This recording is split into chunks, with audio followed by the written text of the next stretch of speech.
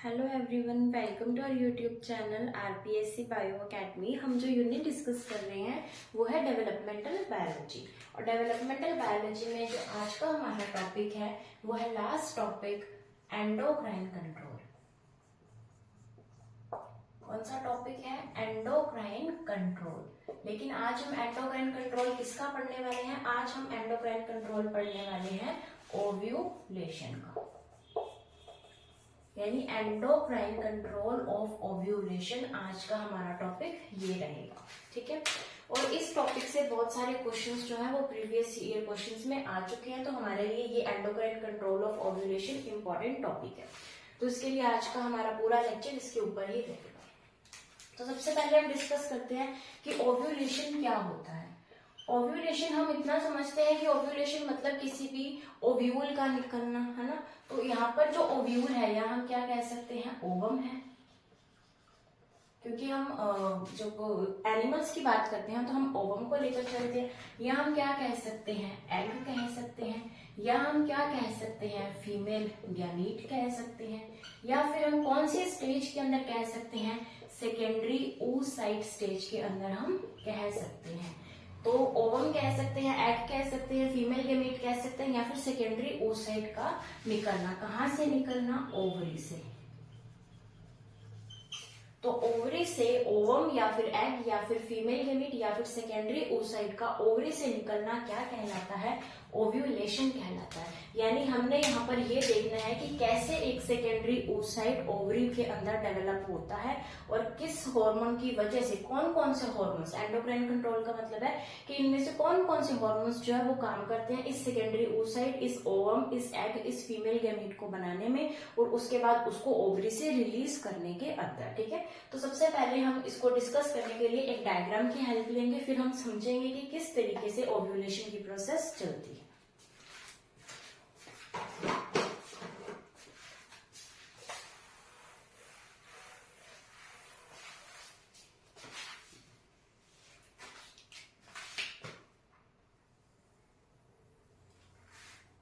सबसे पहले हम यहाँ पर क्या बना रहे हैं? एक ओवरी बना रहे हैं, ठीक है। तो ओवरी के अंदर यहाँ पर होती हैं कौन सी सेल्स होती हैं? PG cells, primordial germ cells. हम ये पढ़ चुके हैं, पीजीसी सेल्स या फिर प्राइमोर्डियल जर्म सेल्स। इन प्राइमोर्डियल जर्म सेल्स से क्या बनता है? प्राइमरी oocyte बनता है, ठीक है। तो हम कह सकते हैं कि ये हमारे पास क्या बन गया? एक प्राइमरी oocyte बनता है। हमारे पास ये प्राइमरी oocyte है और इस प्राइमरी oocyte के अंदर यहाँ पर क्या प्रेजेंट है? ग्रैनुलोसा सेल्स जो है वो यहाँ पर प्रेजेंट है। तो ये हमारे पास क्या बन चुका है? ये हमारे पास बन चुका है प्राइमरी oocyte। प्राइमरी oocyte के अंदर क्या है? अंदर तो एक हमारा एग या फिर ओवम है जो कि डेवलप हो रहा है। उसके आसपास ये सब क्या है? ये सारे ग्रैनुलोसा सेल्स है, ठीक है। तो इसको हमने क्या नाम दिया है? Primary oocyte। और ये काम जो हुआ है वो किसकी प्रेजेंस में हुआ है? FSH, follicular stimulating hormone. और ये FSH कौन रिलीज कर रहा है? ये जिसकी भी ओवरी है उस फीमेल की कौन रिलीज कर रही है? Pituitary gland. और पिट्यूटरी ग्लैंड के अंदर भी हम क्या बोल सकते हैं? Anterior pituitary gland. और एंटीरियर पिट्यूटरी ग्लैंड को हमने पढ़ा था, क्या बोलते हैं? एडिनोहाइपोफाइसिस। और इसे ये काम करने के लिए कौन बोल रहा है? इसके ये काम करने के लिए बोलेंगे हाइपोथैलेमस। तो हाइपोथैलेमस ने किसको जो है स्टिमुलेट किया? इस पिट्यूटरी ग्लैंड के पास मैसेज भेजा और इस पिट्यूटरी ग्लैंड ने क्या करना शुरू किया? फॉलिकुलर स्टिमुलेटिंग हार्मोन को रिलीज करना शुरू किया, जिससे कि क्या हुआ? हमारे पास 1 डिग्री oocyte हमारे पास यहाँ पर आ चुका है, ठीक है। 1 डिग्री यानी प्राइमरी oocyte यहाँ पर हमारा बन चुका है। उसके बाद इसके अंदर अब हम चलते हैं कि और यहाँ पर क्या होगी? डेवलपमेंट इसके अंदर होगी। तो ये जो हमारा प्राइमरी oocyte है, इसका ये जो एग है वो ऐसे का ऐसा रहेगा और यहाँ पर जो है इस एग के ऊपर बननी शुरू हो जाएगी जोना पेल्यूसिडा। जोना पेल्यूसिडा प्राइमरी लेयर होती है और इसके ऊपर ये वाली जो लेयर वो तो प्रेजेंट ही है। उसके अलावा यहाँ पर क्या प्रेजेंट होगा? ये वाली ग्रैनुलोसा सेल्स प्रेजेंट होंगी। तो ये हम क्या बना रहे हैं? अभी हम सेकेंडरी oocyte की तरफ जा रहे हैं, ठीक है, तो ये क्या बनी है यहाँ पर, ये तो हमारा वो जो डेवलपिंग एग है, ये क्या बन रहा है, ये बन रहा है ज़ोना पेल्यूसिडा, ज़ोना पेल्यूसिडा बन रहा है। और यहाँ पर ये हमारे पास क्या है, ग्रैनुलोसा सेल्स है, ग्रैनुलोसा सेल्स है। तो ये इस टाइम पर हम कह सकते हैं कि हमारा इमेच्योर सेकेंडरी oocyte है। यहाँ पर भी कौन से हार्मोन ने काम किया, यहाँ पर भी हार्मोन था FSH hormone, follicular stimulating hormone. तो फॉलिकुलर स्टिमुलेटिंग हार्मोन ओव्यूलेशन के अंदर क्या काम कर रहा है, तो ये ओव्यूलेशन के अंदर ये जो oocyte है इनको डेवलप करने के अंदर हेल्प कर रहा है। हम देख सकते हैं कि प्राइमरी oocyte से अभी हमारे पास इमेच्योर जो है सेकेंडरी oocyte बना है, तो ये इस oocyte को डेवलप करने के अंदर यानी ओवरी के अंदर डेवलपमेंट करने के अंदर हेल्प कर रहा है। कौन सा हार्मोन, फॉलिकुलर स्टिमुलेटिंग हार्मोन। ठीक है, अभी ये जो ग्रैनुलोसा सेल्स है, ये ग्रैनुलोसा सेल्स जो है ये रिलीज करना स्टार्ट कर देंगी एस्ट्रोजन को। किसे स्टार्ट करेंगी, एस्ट्रोजन को रिलीज करना स्टार्ट करेंगी। एस्ट्रोजन हार्मोन कहाँ से रिलीज होता है, एस्ट्रोजन हार्मोन ओवरी से रिलीज होता है। ठीक है, ये क्वेश्चंस ना बहुत ही ज्यादा ऐसे ना कंफ्यूज कर देते हैं। तो एस्ट्रोजन हार्मोन कहाँ से रिलीज होता है, एस्ट्रोजन हार्मोन ओवरी से रिलीज होता है। या हम ये भी कह सकते हैं कि एस्ट्रोजन हार्मोन ग्रैनुलोसा सेल से रिलीज होता है। किसके, ग्रैनुलोसा सेल से। ये जो हमारा ओवम बन रहा है, ये जो हमारा एग है, इसके आसपास जो ग्रैनुलोसा सेल्स है उससे भी एस्ट्रोजन रिलीज हो रहा है। इन दोनों का मतलब तो सेम ही है ना। अब क्या होगा, इसके अंदर अभी और ग्रोथ होगी और हमारे पास बनेगा एक मेच्योर सेकेंडरी oocyte बनाएंगे हम। ठीक है, हमारे पास ये क्या थी, ज़ोना पेल्यूसिडा थी। ज़ोना पेल्यूसिडा बनने के साथ साथ हमारे पास यहाँ पर एक कैविटी बन चुकी है जिसका नाम क्या है, एंड्रम नाम है। ठीक है, इसके ऊपर ये लेयर प्रेजेंट है, ये फॉलिकुलर सेल्स की लेयर है और इस फॉलिकुलर सेल्स की लेयर के अंदर यहाँ पर और भी सेल्स प्रेजेंट है। तो यहाँ पर ये जो फॉलिकुलर सेल्स की लेयर है, क्या हम कह सकते हैं कि ये अब यहाँ पर डिफ्रेंशिएट हो चुकी है, तो बिल्कुल यहाँ पर ये जो फॉलिकुलर सेल्स की लेयर है ये यहाँ पर डिफ्रेंशिएट हो चुकी है। ठीक है, तो अभी हम क्या बोलेंगे कि यहाँ पर ये इसका नाम हम देंगे थीका एक्सटर्ना। ये क्या है, थीका एक्सटर्ना। ये वाली लेयर कौन सी है, थीका इंटरना, इंटरना। ये कौन सी कैविटी है, एंड्रम कैविटी है हमारे पास। और ये क्या है, ज़ोना पेल्यूसिडा। क्या है, ज़ोना पेल्यूसिडा। तो ये ज़ोना पेल्यूसिडा वाली लेयर हमारे पास आ चुकी है। अब हमारे पास क्या कह सकते हैं भी, एक नॉट फुल्ली मेच्योर बट एक हाँ इससे ज्यादा मेच्योर हमारे पास सेकेंडरी oocyte स्टेज आ चुकी है। ठीक है, अब यहाँ पर जो ये एस्ट्रोजन था, ये एस्ट्रोजन रिलीज कौन करेगा, क्योंकि यहाँ पर तो ग्रैनुलोसा सेल्स हमने लिखे ही नहीं है। तो यहाँ पर ये जो रिलीज करेगा वो रिलीज करेगा थीका इंटरना। कौन रिलीज करेगा, थीका इंटरना। तो ये कह सकते हैं कि एस्ट्रोजन को कौन रिलीज करता है, थीका इंटरना भी करता है, थीका इंटरना। तो एस्ट्रोजन को रिलीज करने वाले कौन कौन से सेल्स हो गए, हम कह सकते हैं एस्ट्रोजन को रिलीज करती है ओवरी, क्योंकि ये सारा प्रोसेस कहाँ चल रहा है, ओवरी के अंदर। फिर क्या कह सकते हैं, ग्रैनुलोसा सेल्स भी हम कह सकते हैं। फिर और क्या कह सकते हैं, थीका इंटरना भी हम बोल सकते हैं। ठीक है, अब एस्ट्रोजन यहाँ पर क्या हुआ, एस्ट्रोजन यहाँ पर बढ़ना शुरू हुआ। तो एस्ट्रोजन ने क्या काम किया, इस एस्ट्रोजन ने इस FSH को कम कर दिया। एस्ट्रोजन ने क्या किया, इस एस्ट्रोजन ने FSH को कम कर दिया और LH को बढ़ा दिया। फॉलिकुलर स्टिमुलेटिंग हार्मोन को कम कर दिया, ल्यूटिनाइजिंग हार्मोन को बढ़ा दिया। ल्यूटिनाइजिंग हार्मोन भी सेम एंटीरियर पिट्यूटरी ग्लैंड से ही रिलीज होता है और ये काम किया किसने है, एस्ट्रोजन ने ये काम किया है। तो यहाँ पर हम ये कह सकते हैं कि FSH भी है और यहाँ पर हम क्या कह सकते हैं, LH भी है। लेकिन अब यहाँ पर FSH की अमाउंट कम होनी शुरू हो चुकी है और LH की अमाउंट यहाँ पर बढ़नी शुरू हो चुकी है। तो हम देखते हैं इसके बाद क्या होगा। इसके बाद हमारे पास LH की अमाउंट दर बदर बढ़ती जाएगी। तो ये हमारे पास था हमारा एग या फिर ओवम। इसके ऊपर क्या प्रेजेंट थी, इसके ऊपर प्रेजेंट थी ज़ोना पेल्यूसिडा। ज़ोना पेल्यूसिडा के ऊपर हमारे पास अब एक और लेयर आ चुकी है जो कि सेकेंडरी लेयर है, कौन सी, कोरोना रेडिएटा। और इसके ऊपर हमारे पास क्या प्रेजेंट है, ये एक एंड्रम प्रेजेंट है। एंड्रम वाली कैविटी प्रेजेंट है और हमारे पास क्या प्रेजेंट है, ये है थीका एक्सटर्ना। और थीका एक्सटर्ना के अंदर कौन से सेल्स प्रेजेंट है, थीका इंटरना सेल्स प्रेजेंट है। तो ये अब इस तरीके से एक हमारे पास मेच्योर ग्राफियन फॉलिकल आ चुका है। तो हमारे पास ये क्या आ चुका है, मेच्योर ग्राफियन फॉलिकल। और यहाँ पर एक नई लेयर हमें देखने को मिली है जिसका नाम है कोरोना रेडिएटा। ठीक है, हमारे पास कोरोना रेडिएटा। तो हम इसे बोलेंगे कि ये क्या है, ये एक मैच्योर फॉलिकल है, इसे हम बोलेंगे ग्राफियन फॉलिकल। ठीक है, ये 1 डिग्री oocyte था यानी प्राइमरी oocyte था।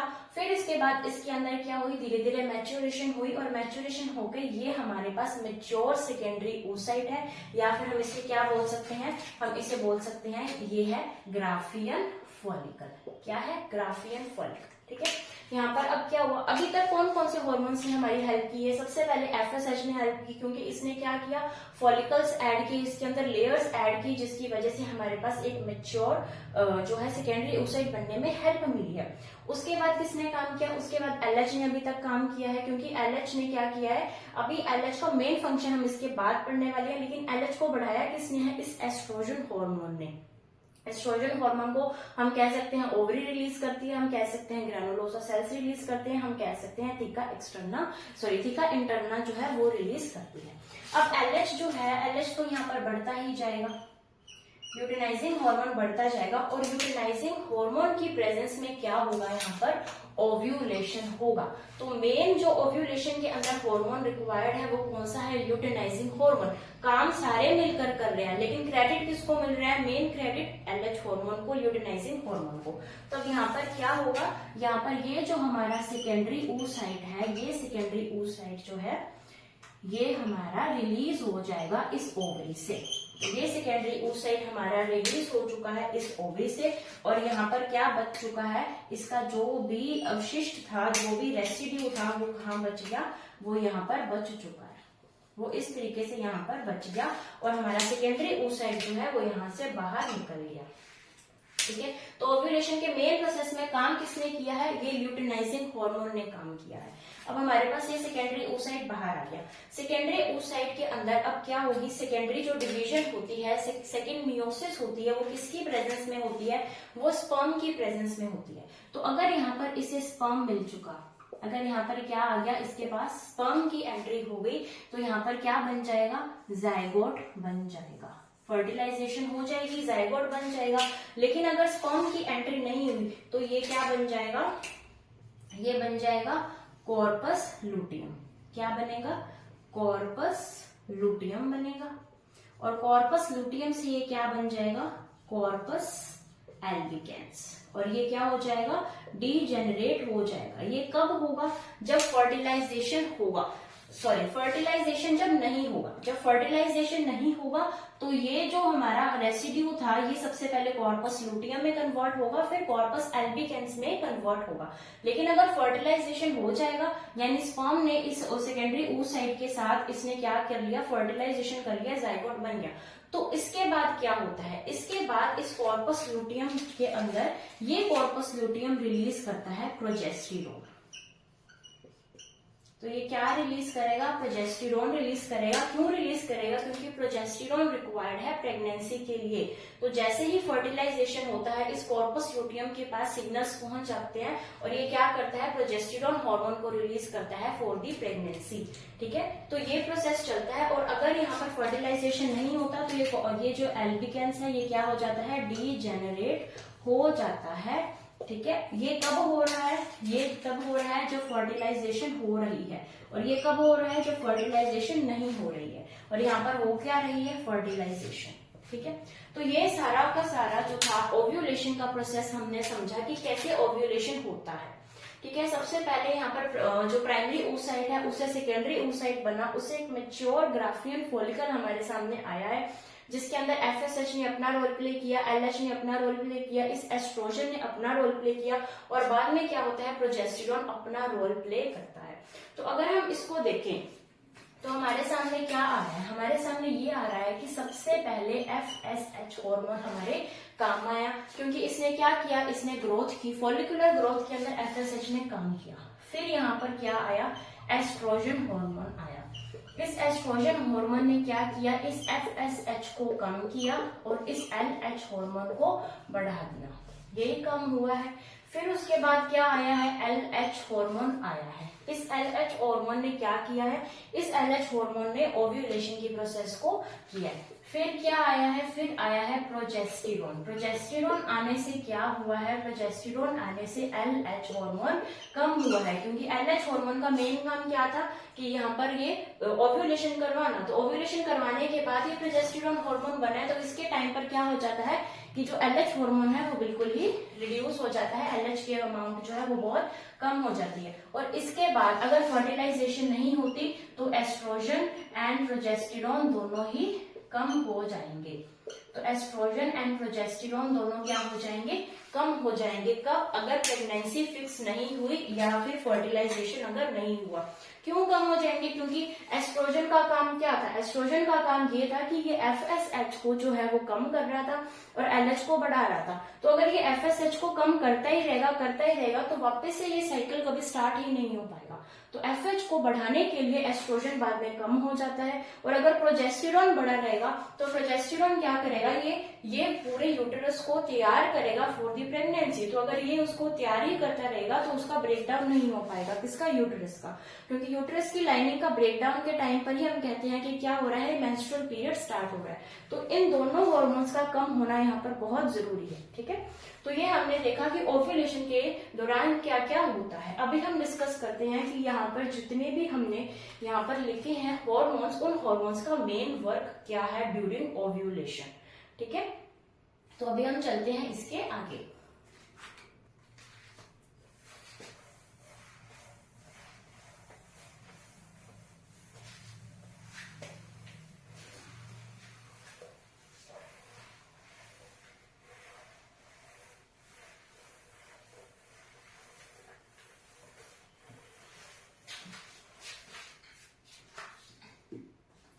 तो अभी हमने कौन कौन से हार्मोन मेन देखे थे, अभी हमने देखे थे एस्ट्रोजन हार्मोन,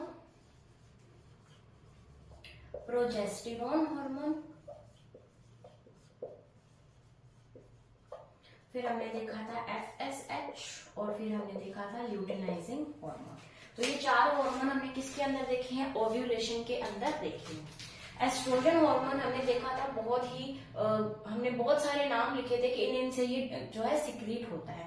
प्रोजेस्टेरोन हार्मोन भी हम अभी पढ़ने वाले हैं अच्छे से, लेकिन जो FSH एंड LH हार्मोन है इनका जो मेन वर्क पढ़ा जाता है वो एंडोक्राइन सिस्टम के अंदर पढ़ा जाता है, और हमने एंडोक्राइन सिस्टम देख लिया। तो FSH का अगर हम यहाँ पर बात करें कि ओव्यूलेशन के अंदर FSH का हार्मोन यही है कि ये क्या करता है, ये डेवलपमेंट करता है फॉलिकुलर सेल्स की, उसके बाद वो उसको मैच्योर करने के अंदर हेल्प करता है, जो कि हम डिस्कस कर चुके हैं। और LH हार्मोन का मेन काम क्या है कि ये ओव्यूलेशन के अंदर हेल्प करता है। तो मेन हार्मोन कौन सा है, LH, और वैसे कौन सा है, FSH। और ये कहाँ से रिलीज होते हैं, एडिनो हाइपोफाइसिस या फिर एंटीरियर पिट्यूटरी ग्लैंड से रिलीज होते हैं। तो यहाँ पर हमारा जो मेन काम है वो काम यहाँ ये है कि हमने एस्ट्रोजन और प्रोजेस्टेरोन को जो है वो यहाँ पर डिस्कस करना है। तो सबसे पहले हम डिस्कस करते हैं एस्ट्रोजन हार्मोन को। सबसे पहले हम किसको डिस्कस करेंगे, एस्ट्रोजन को डिस्कस करेंगे। तो एस्ट्रोजन हार्मोन को हमने कहा था कि कहाँ से सिक्रीट होता है। तो सबसे पहले हम बात करें एस्ट्रोजन हार्मोन, हम कह सकते हैं ओवरी से रिलीज होता है, हम कह सकते हैं ग्रैनुलोसा सेल से रिलीज होता है, और हम क्या कह सकते हैं कि ये थिका इंटरना से रिलीज होता है। किससे रिलीज होता है, थिका इंटरना से रिलीज होता है। तो ये यहाँ से रिलीज होता है। उसके अलावा ये अगर फर्टिलाइजेशन हो जाता है तो ये प्लेसेंटा से भी रिलीज होता है। तो प्लेसेंटा बनेगी कब, जब फर्टिलाइजेशन होगा। तो फर्टिलाइजेशन के होने के बाद हम क्या कह सकते हैं कि ये प्लेसेंटा से भी रिलीज होता है। तो एस्ट्रोजन को कौन कौन रिलीज करता है, हम कह सकते हैं ओवरी, ग्रैनुलोसा सेल्स, थिका इंटरना या फिर प्लेसेंटा। तो इनसे रिलीज होता है एस्ट्रोजन। अब एस्ट्रोजन का काम हमने क्या पढ़ा था, एस्ट्रोजन कह रहा था कि मैं FSH को तो कम करूंगा और LH ल्यूटिनाइजिंग हार्मोन को तो मैं बढ़ाऊंगा। अब यानी कि ये क्या कर रहा है, ये FSH को कम कर रहा है, यानी कि हम ये कह सकते हैं कि ये oogenesis की प्रक्रिया को कम कर रहा है। क्या हम ये कह सकते हैं, क्योंकि अगर एस्ट्रोजन जो है वो ज्यादा अमाउंट में होगा तो FSH जो है वो बट अमाउंट FSH का तो बढ़ेगा ही नहीं, और अगर इसका अमाउंट नहीं बढ़ेगा तो कैसे जो है आगे जाके प्राइमरी oocyte से आगे की जो डेवलपमेंट है वो पॉसिबल हो पाएगी, क्योंकि ये फॉलिकुलर स्टिमुलेटिंग हार्मोन है, तो ये फॉलिकुलर सेल्स की ग्रोथ के लिए रिस्पॉन्सिबल है। तो अगर यही नहीं हो पाएगा तो oogenesis को ये नहीं कर पाएगा। ये हम उसी तरीके से कह सकते हैं जैसे कि हम इनहिबिन हार्मोन को पढ़ते हैं। इनहिबिन हार्मोन जो है वो सर्टोली सेल से रिलीज होता है मेल्स के अंदर, तो मेल्स के अंदर इनहिबिन हार्मोन भी सेम यही काम करता है जो यहाँ पर कौन कर रहा है, एस्ट्रोजन जो है वो काम कर रहा है। उसके अलावा यहाँ पर और कौन कौन से जो है काम करता है, कौन, एस्ट्रोजन। एस्ट्रोजन यहाँ पर काम करता है जितने भी प्यूबर्टी के टाइम पर चेंजेस होते हैं वो सारे के सारे चेंजेस फीमेल के अंदर कौन करवाता है, ये एस्ट्रोजन ही करवाता है। जैसे कि प्यूबिक हेयर्स का आना, ठीक है, ये ब्रेस्ट के डेवलपमेंट में भी हेल्प करता है।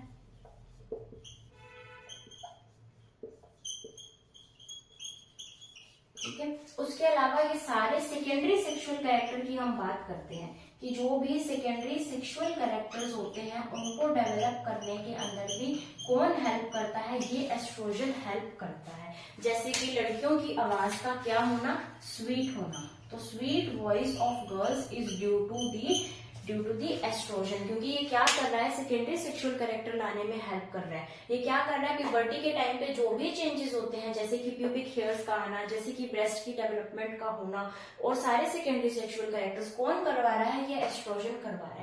तो अगर हम एस्ट्रोजन को बिल्कुल शॉर्ट के अंदर पढ़ें तो हम इसके अंदर यही काम कह सकते हैं कि पहला काम ये है कि oogenesis को ये कम करता है, और दूसरा काम ये है कि ये सेकेंडरी सेक्सुअल कैरेक्टर्स को जो है वो उसके अंदर हेल्प कर रहा है। और जो अगर हम मेल की बात करें तो सेकेंडरी सेक्सुअल कैरेक्टर यहाँ पर कौन करवा रहा था, टेस्टोस्टेरोन हार्मोन करवा रहा था। और ये टेस्टोस्टेरोन हार्मोन कहाँ से रिलीज हो रहा था, लेडिक सेल से रिलीज हो रहा था। यानी ये टेस्टोस्टेरोन वाले भी सारे काम कर रहा है और ये इनहिबिन हार्मोन वाले भी काम कर रहा है ना। तो ये जो है ये 2 in 1 है, क्योंकि ये इनहिबिन हार्मोन का काम भी करता है, ये टेस्टोस्टेरोन हार्मोन का भी काम कर रहा है। तो ये देखा हमने एस्ट्रोजन हार्मोन का मेन काम। तो एस्ट्रोजन हार्मोन ने क्या काम किया है, ओवरी, ग्रेनुलोसा सेल्स, थिका इंटरना और प्लेसेंटा से ये क्या हुआ है, रिलीज हुआ है। इसने FSH को कम किया, जिसकी वजह से हम कह सकते हैं oogenesis को कम किया। प्यूबर्टी के टाइम पर आने वाले सारे चेंजेस जो हैं, या हम कह सकते हैं सेकेंडरी सेक्सुअल कैरेक्टर्स को कौन स्टिमुलेट कर रहा है, ये एस्ट्रोजन स्टिमुलेट कर रहा है। उसके अलावा हम कह सकते हैं कि स्ट्रेटिफिकेशन ऑफ वेजाइना में भी हेल्प करता है। यानी जो वेजाइना पार्ट होता है फीमेल रिप्रोडक्टिव सिस्टम का, उस फीमेल रिप्रोडक्टिव सिस्टम के अंदर ये जो है वेजाइना के अंदर स्ट्रेटिफिकेशन करता है। स्ट्रेटिफिकेशन का मतलब होता है कि अगर कोई एक लेयर है तो उसको मैनी लेयर्स के अंदर कन्वर्ट कर देना, स्ट्रेटिफिकेशन कहलाता है। जैसे हम एनिमल टिश्यू पढ़ते हैं तो हम उसके अंदर पढ़ते हैं सिंपल एनिमल टिश्यू, और फिर हम कॉम्प्लेक्स एनिमल टिश्यू के बारे में बात करते हैं, और उसको हम क्या बोलते हैं कि जो एपिथेलियल टिश्यू जो सिंपल होता है वो एपिथेलियल टिश्यू कैसा होता है, 1 लेयर होता है, लेकिन बाद में हम उसको नाम देते हैं स्ट्रेटिफाइड। स्ट्रेटिफाइड का मतलब है कि अब multi layer epithelial tissue present होता है। उसी तरीके से यहाँ पर वेजाइना में क्या होता है, स्ट्रेटिफिकेशन होता है, यानी एक लेयर से बहुत सारी लेयर्स का बनना क्या कहलाता है, स्ट्रेटिफिकेशन। और कहीं कहीं पर ये जो नाम है वो मिल जाएगा कॉर्निफिकेशन। क्या मिलेगा, कॉर्निफिकेशन। तो हम ये कह सकते हैं स्ट्रेटिफिकेशन या फिर कॉर्निफिकेशन ऑफ वेजाइना जो है वो किसके द्वारा किया जाता है, इस एस्ट्रोजन हार्मोन के द्वारा ही किया जाता है।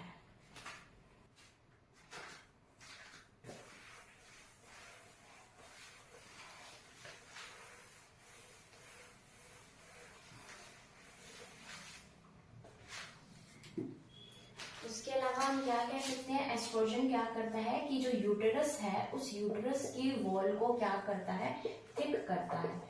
उस यूटेरस की वॉल को थिक करता है, उन यूटेरस की जो वॉल्स हैं उनको डेवलप करेगा, उनको रेडी करेगा फॉर दी प्रेगनेंसी। कि अगर जो है फ्यूचर में प्रेगनेंसी होती है तो यूटेरस की वॉल्स कैसी होनी चाहिए, थिक होनी चाहिए, उनकी डेवलपमेंट करवाएगा। तो ये काम भी कौन करता है, ये काम भी करता है एस्ट्रोजन करता है। ठीक है, तो अभी हमने कौन सा देखा, अभी कौन सा हार्मोन देखा, एस्ट्रोजन हार्मोन को भी हमने देखा। अभी हम जो है डिस्कस करते हैं प्रोजेस्टेरोन हार्मोन।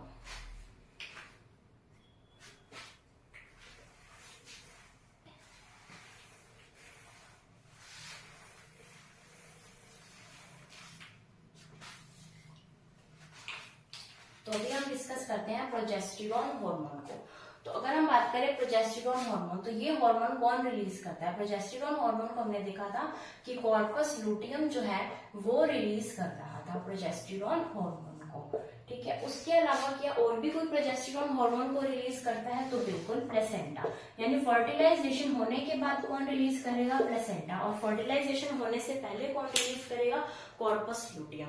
और अगर हम थोड़ा स्पेसिफिकली बात करें तो फर्टिलाइजेशन होने के बाद यानी प्रेगनेंसी होने के बाद 10 हफ्तों तक तो कॉर्पस लुटियम ही प्रोजेस्टेरॉन को रिलीज करता है, और 10 हफ्तों के बाद प्लेसेंटा जो है वो प्रोजेस्टेरॉन रिलीज करना स्टार्ट कर देती है। उसके बाद हम देखते हैं कि क्या काम है इस प्रोजेस्टेरॉन हार्मोन का। तो ये जो प्रोजेस्टेरॉन हार्मोन है ये प्रेगनेंसी को मेंटेन करके रखता है, यानी इसकी अगर कमी है तो प्रेगनेंसी जो है वो फिक्स नहीं हो पाएगी, मिस कैरेज के चांसेस बहुत ज्यादा है। तो ये क्या करता है? ये प्रेगनेंसी को फिक्स करता है, प्रेगनेंसी को मेंटेन करता है, और ये जो मिस कैरेज है उसको नहीं होने देता। तो मिस कैरेज को बचाने वाला हार्मोन भी कौन सा है? प्रोजेस्टेरॉन। प्रेगनेंसी को मेंटेन करने वाला भी हार्मोन कौन सा है? प्रोजेस्टेरॉन। और इसे क्या बोला जाता है? प्रेगनेंसी हार्मोन के नाम से भी इसे जाना जाता है। तो ये क्या नाम देंगे हम इसको? प्रेगनेंसी हार्मोन, ठीक है। तो ये ऐसा क्या करता है जिसकी वजह से प्रेगनेंसी को ये मेंटेन करके रखता है? तो ये इम्प्लांटेशन के अंदर सबसे पहले हेल्प करेगा। किसके अंदर हेल्प करेगा? इम्प्लांटेशन के अंदर। इम्प्लांटेशन का मतलब हमने समझा था कि जब ब्लास्टोसिस्ट जो है वो यूट्रस की वॉल के साथ चिपक जाता है तो उसे बोला जाता है इम्प्लांटेशन। तो ये इम्प्लांटेशन के अंदर जो है वो हेल्प करता है, यानी ब्लास्टोसिस्ट को क्या करता है? चिपकाता है। तो ब्लास्टोसिस्ट को यूट्रस के साथ चिपकाने का काम भी कौन करता है? यही प्रोजेस्टेरॉन हार्मोन करता है। तो इसके अलावा ये जो यूट्रस की वॉल है उसकी वॉल का स्पेशल पार्ट आता है एंडोमेट्रियम। तो यूट्रस की वॉल का जो एंडोमेट्रियम पार्ट है उस एंडोमेट्रियम पार्ट को ये थिक बनाता है, उस एंडोमेट्रियम पार्ट को ये क्या करता है? वेस्कुलर बनाता है। तो इस एंडोमेट्रियम पार्ट को थिक बनाना, उस एंडोमेट्रियम पार्ट को वेस्कुलर बनाने का काम भी किसका है? इस प्रोजेस्टेरॉन हार्मोन का है। तो ये क्या कर रहा है? प्रेगनेंसी को मेंटेन कर रहा है, ये मिसकैरेज होने से बचा रहा है। ये प्रेगनेंसी हार्मोन के नाम से जाना जाता है, इम्प्लांटेशन के अंदर हेल्प करता है, ये एंडोमेट्रियम की वॉल को थिक करता है। और ये क्या करता है कि जो भी फीटस है, जो एम्ब्रियो जो डेवलप हो रहा है उसकी प्रॉपर ग्रोथ के लिए भी रिस्पॉन्सिबल है। तो जो भी प्रॉपर ग्रोथ हो रही है फीटस की, उसकी प्रॉपर ग्रोथ के लिए कौन रिस्पॉन्सिबल है? प्रोजेस्टेरॉन। यानी कंप्लीट प्रेगनेंसी में अगर प्रोजेस्टेरॉन की कमी जो भी लेवल है उसका जो माना गया है उससे अगर कम हो जाता है तो मिस कैरेज होने का खतरा बहुत ज्यादा हो जाता है। इसलिए पूरी प्रेगनेंसी के अंदर जो है वो प्रोजेस्टेरॉन का लेवल मेंटेन करना बहुत जरूरी है। और अगर किसी फीमेल में नहीं हो जाता तो उसको आर्टिफिशियली प्रोजेस्टेरॉन भी दिया जाता है, जिसकी वजह से उसकी जो प्रेगनेंसी है वो मेंटेन रह सके, क्योंकि ये बहुत ज्यादा इंपॉर्टेंट है किस टाइम पर? प्रेगनेंसी के टाइम पर। तो अभी हम जब एंडोक्राइन कंट्रोल ऑफ प्रेगनेंसी वाला पढ़ेंगे उसके अंदर भी इसका बहुत इंपॉर्टेंट रोल हमें देखने को मिलेगा। तो उसके अलावा इम्प्लांटेशन में भी हेल्प कर रहा है, फीटस की प्रॉपर ग्रोथ हो उसके अंदर भी इसका हाथ है। उसके बाद हम कह सकते हैं एंडोमेट्रियम की ग्रोथ के अंदर भी इसका पूरा का पूरा हाथ है, ठीक है। हाथ है, सारे हाथ में सब कुछ है।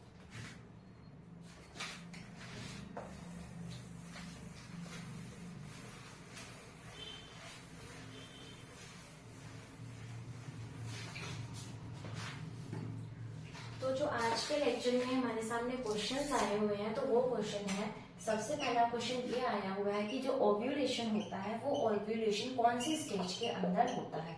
तो ओव्यूलेशन होता है सेकेंडरी oocyte स्टेज में, ये हमने लिखा भी था। और ये क्वेश्चन कहाँ पर आया हुआ है? ग्रेड 1 2022, यानी जो पिछली ग्रेड 1 हुई है उसमें ये क्वेश्चन पूछा गया है कि जो ओव्यूलेशन है वो कौन सी स्टेज में होता है।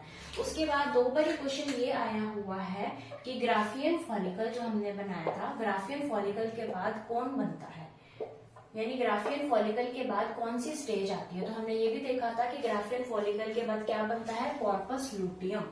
तो कॉर्पस लुटियम बनता है, चाहे यहाँ पर फर्टिलाइजेशन हो या ना हो, कॉर्पस लुटियम की फॉर्मेशन तो होगी ही। तो ये जो क्वेश्चन है ये क्वेश्चन ग्रेड 1 2022 में फिर से आया था और पहले आ चुका है ग्रेड 1 2015 के अंदर, ठीक है। उसके अलावा यहाँ पर पूछा गया था कि जो प्रोजेस्टेरोन हार्मोन है वो प्रोजेस्टेरोन हार्मोन कौन रिलीज करता है। तो प्रोजेस्टेरोन हार्मोन रिलीज करने के लिए इसके जो ऑप्शन में था वो ऑप्शन में था यहाँ पर कॉर्पस लूटियम। तो कॉर्पस लूटियम यहाँ पर ऑप्शन में था, तो हम कह सकते हैं कि इसका ये जो क्वेश्चन है ये क्वेश्चन आया था ग्रेड 1 2018 के अंदर। तो ये जो क्वेश्चन है ये आए हुए हैं हमारे प्रीवियस ईयर के अंदर। तो इसके साथ ही हमारा जो टॉपिक है एंडोक्राइन कंट्रोल ऑफ ओव्यूलेशन वो फिनिश होता है। हम नेक्स्ट लेक्चर के अंदर endocrine control of pregnancy, parturition और उसके बाद जो लैक्टेशन है उसके बारे में पढ़ेंगे। तो आप वीडियो को लाइक कीजिए, शेयर कीजिए, हमारे चैनल को सब्सक्राइब कीजिए। Thank you.